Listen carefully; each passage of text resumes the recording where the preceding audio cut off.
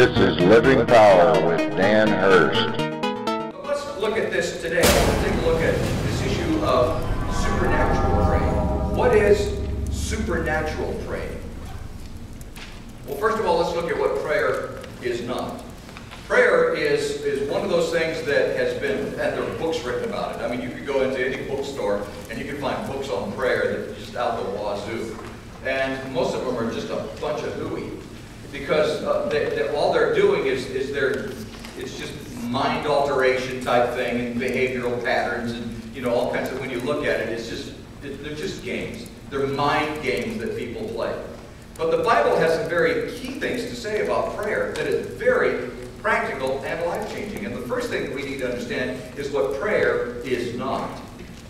And in Matthew chapter 6, starting with verse 5, this is Jesus speaking. Listen to what he said. And when you pray, don't be like the hypocrites. Whoa! I mean, that's an amazing, powerful statement just on Jesus' part. Don't be like the hypocrites. And then he goes on and defines what he's saying. For they love to pray, standing in the synagogues and on the street corners to be seen by men. I tell you the truth, they've received their reward in full. Because no matter what they said in their prayers, what they were praying for, they got what they wanted, which was just recognition. That's why they were doing it. That's what he's saying. That's hypocrisy. That's acting one way when you are really another way, and you know it. But when you pray, verse 6, but when you pray, go into your room, close the door, and pray to your Father who is unseen. Then your Father who sees what is done in secret will reward you. I want to tell you, I want to stop right here and I want to say something. I realize that this is going to be on the internet. I realize that this is going to be on CDs. And I realize that we're seeing this, we're studying this now. And I realize the impact of what I'm about to say. But if you will think it through, I think you'll begin to see something very, very differently than the way the world has been seeing it. I have yet to see a major, true, powerful, life-changing miracle take place in a public healing service. Have you ever seen one? I've seen it on TV. I've seen them in the movies. But I've never been in what they call, and I'm saying it in quotes, a healing service where people got up and walked miraculously out of a wheelchair. I've just not seen it. Have you?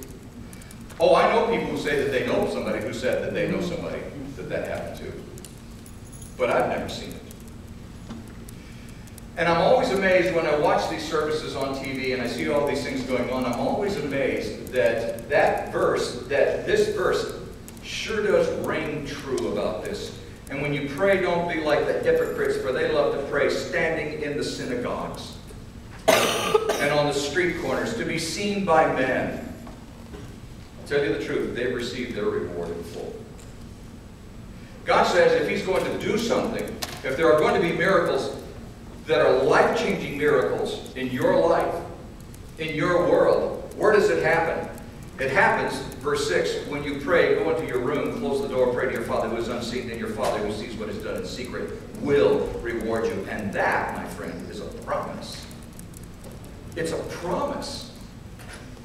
We have to be very, very careful that we don't sensationalize what prayer is all about and what our Christian life is all about. Because the Christian life, for most people who claim to be Christians, is just a behavior pattern. It's not real. It's not something that, I love what so many people have said, but Mahatma Gandhi once said, and I'm not a Christian because I've never really seen one. And if I ever saw one, I might become one. Wow.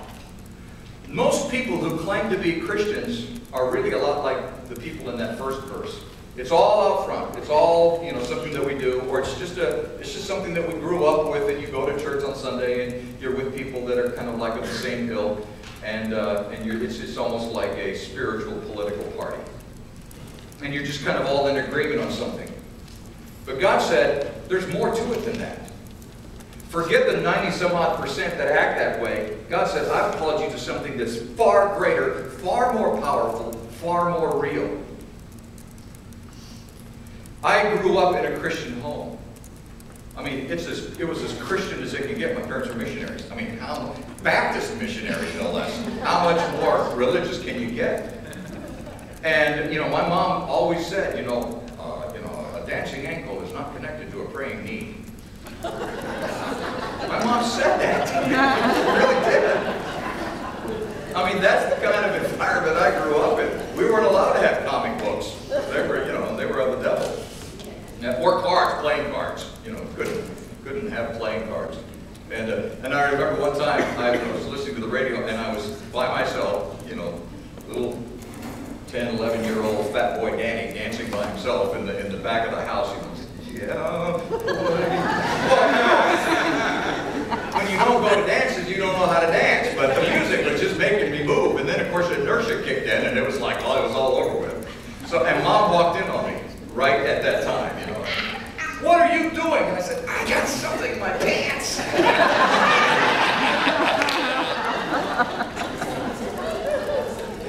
So I was caught dancing and lying at the same time.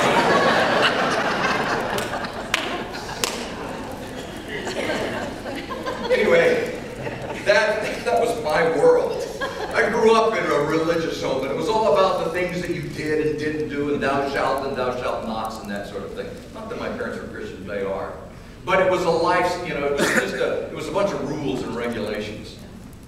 And I just decided that wasn't for me, and I walked away from that. And I remember sitting and telling my parents, I know this is important for you, but it is not for me. I don't believe it. It doesn't mean anything to me, and I walked away from that.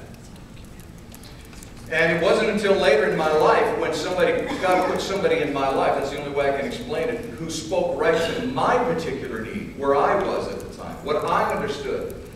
And I began to realize that if it isn't real, if my faith with God isn't real, then what's the point?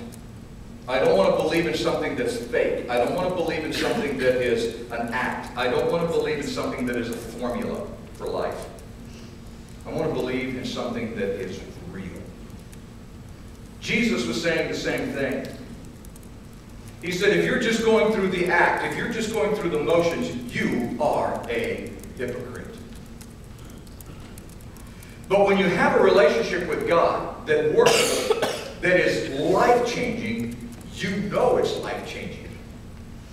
And it happens in that quiet, sincere moment where you spend time with God, and God rewards you. It's a promise.